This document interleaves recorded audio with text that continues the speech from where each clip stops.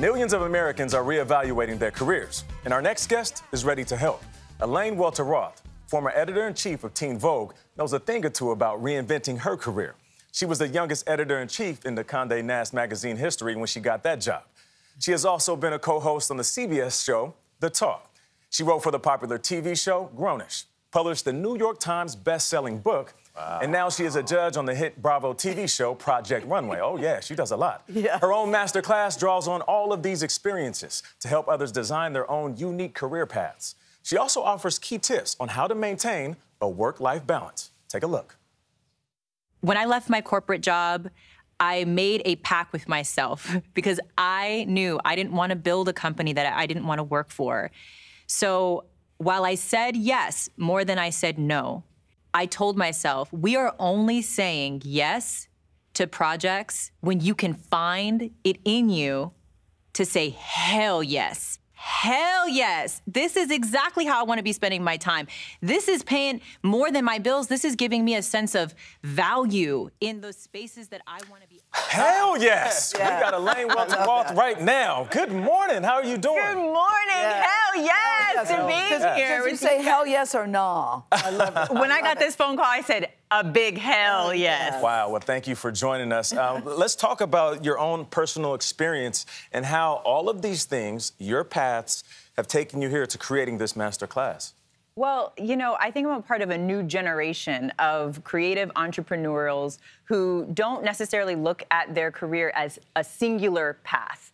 And I know coming up, I wish I had more examples or more of a blueprint of how to navigate career transitions and think about a long-term career that is going to be multifaceted and dynamic and really more than one thing. And I think when we ask kids what they want to be when they grow up, it sort of puts them in a box. Like they have to have one answer. There's going to be one job title that's going to define them forever. And what we know about the job market these days is that's just unlikely. Yeah, and the days of working at the same company and doing the same thing for a long period of time and being miserable in it are long gone. That's the thing. You talk about, Elaine, zone of genius. What is the zone of genius? I love this concept.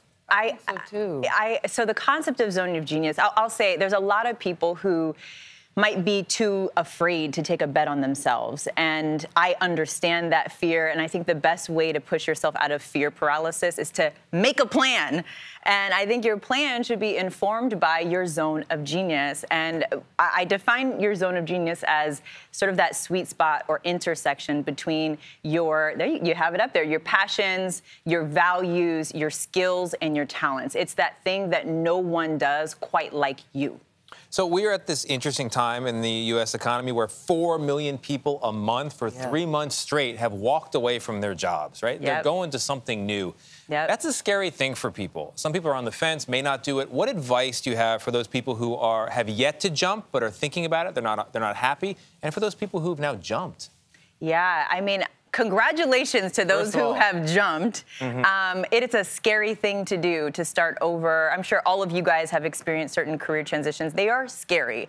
And like I said, for those who are sort of on the edge and just need a little help, this masterclass is really for you. It's designed for you. Whether you're just getting into the job market as a college graduate, or you're mid-career and you're making a pivot, or you're like my mom who just retired after 43 years in the same job and has a whole life left. Like this is the time to really dig deep, do the excavation to figure out what motivates you. What do you care about more than money? Those are your values, and those should be driving how you're spending your time. Since you referenced us, I feel like we got a case study over here in Nate Burleson in how to make career changes boldly. Former NFL player.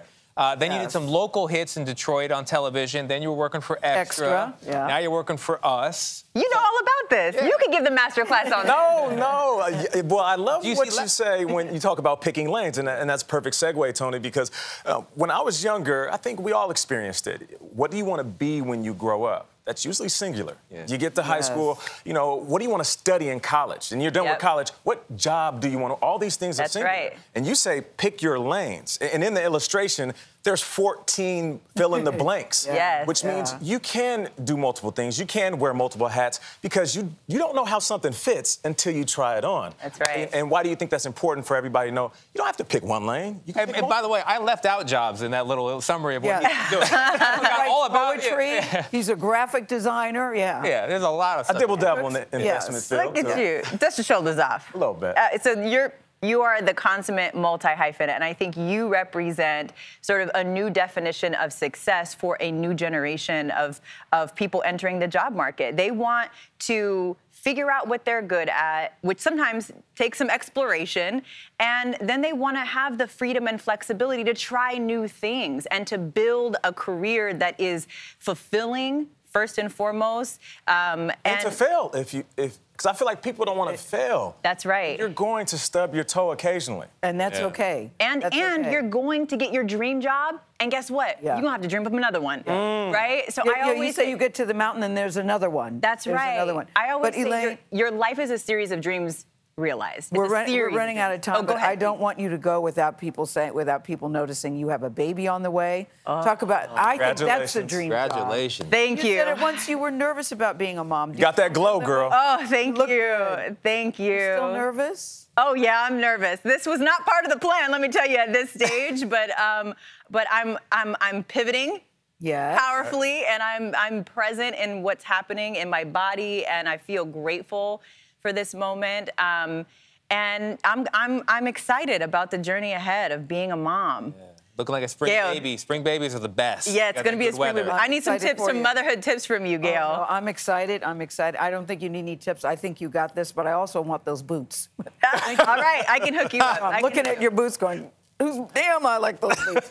Elaine, congratulations on all your success. On all of it. Thank you so clearly, much. clearly continue to soar. Continue to soar. Thank you so much, Gayle.